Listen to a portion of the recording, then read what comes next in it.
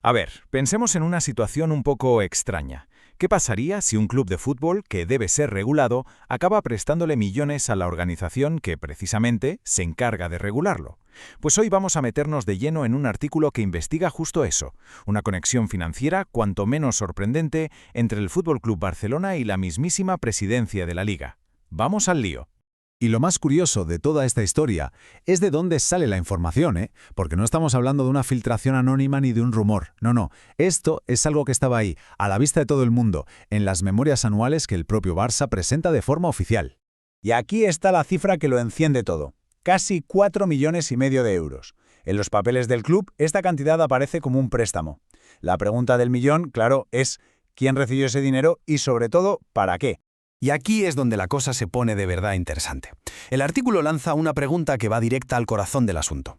¿No es un conflicto de intereses de libro que un club le preste millones a una empresa que fue fundada por la persona que dirige la competición? Para entender toda esta madeja, lo mejor es empezar por el principio, ir conectando los puntos. Vamos a ver quién es quién en esta historia. La sociedad que recibió el dinero se llama Audiovisual New Age IE.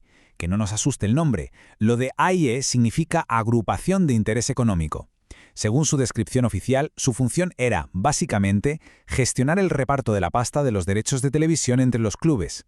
Y aquí viene la conexión clave, la madre del cordero. ¿Quién fundó y administró esta sociedad? Pues ni más ni menos que Javier Tebas, el actual presidente de la Liga. De hecho, según el artículo, dejó de ser el administrador justo en el momento en que fue elegido para presidir la competición, allá por 2013. Pero vamos a ver. ¿Por qué hacía falta un préstamo? El dinero no se pidió por capricho. Según el artículo que analizamos, todo esto tiene su origen en un problemilla con Hacienda que surgió unos años más tarde. Si ponemos los hechos en orden, la cosa se entiende mucho mejor. En 2017, Hacienda investiga a la empresa y, ¡zas!, le mete un embargo preventivo. Como respuesta, la Liga pide a los clubes que arrimen el hombro con un préstamo, que funcionaría como una especie de colchón por si al final la multa se hacía efectiva. Vale, pero ¿por qué fue el Barça el que más pasta puso?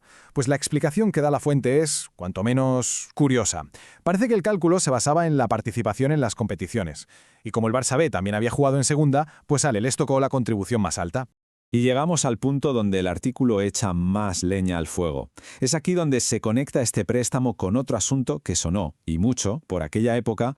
El artículo pone sobre la mesa dos hechos que ocurrieron con muy poco tiempo de diferencia. Primero, la Liga investiga al Barça por el famoso caso Neymar. Poco después, el Barça acepta dar el préstamo. Y luego, casualidad, la investigación se cierra sin ninguna sanción. La insinuación, desde luego, es bastante clara. Pero ojo, que esta decisión no fue para nada unánime. Como podemos ver, aquí se produjo una fractura total entre los dos grandes rivales. Mientras el Barcelona aceptaba poner la mayor parte del dinero, su eterno rival, el Real Madrid, se negó en redondo a participar. ¿Y por qué se negó el Real Madrid? Bueno, según la fuente, sus razones eran tanto legales como de principios. Consideraban que la operación era irregular y que además ponía al presidente de la Liga en una situación imposible, estar de alguna manera en deuda con los mismos clubes a los que tiene que supervisar. Y ahora vamos a alejar un poco el zoom, porque el artículo utiliza este caso para pintar un cuadro mucho más grande sobre una supuesta concentración de poder e influencia en la cúpula de la Liga. Para hablar de ese poder, el artículo pone sobre la mesa un dato que es, la verdad, bastante contundente. Como vemos en el gráfico, el sueldo del presidente de la Liga se ha multiplicado por 10 desde 2013. Ha pasado de unos 340.000 euros a 3,5 millones, 10 veces más. Y ojo a esta otra cifra, 36,2 millones de euros. Esto es lo que la Liga se gastó en contenido de marca en una sola temporada. ¿Y esto qué es? Traducido al cristiano. Pues básicamente pagar a medios de comunicación para que publiquen contenido favorable. Una herramienta que, según la fuente, sirve para influir y controlar el relato mediático. Y para rematar, el artículo sitúa todo esto en el contexto de un caso que nos suena a todos, el caso Negreira.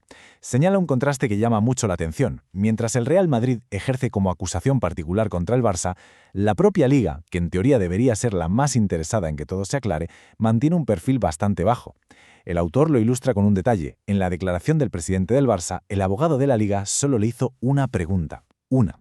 Y con esto llegamos al final. El artículo nos deja con una pregunta flotando en el aire. Una pregunta que es en realidad el meollo de todo este asunto. Si existen este tipo de vínculos financieros entre quien regula y quien es regulado, ¿puede el sistema ser verdaderamente imparcial? Ahí queda esa reflexión sobre la integridad del fútbol.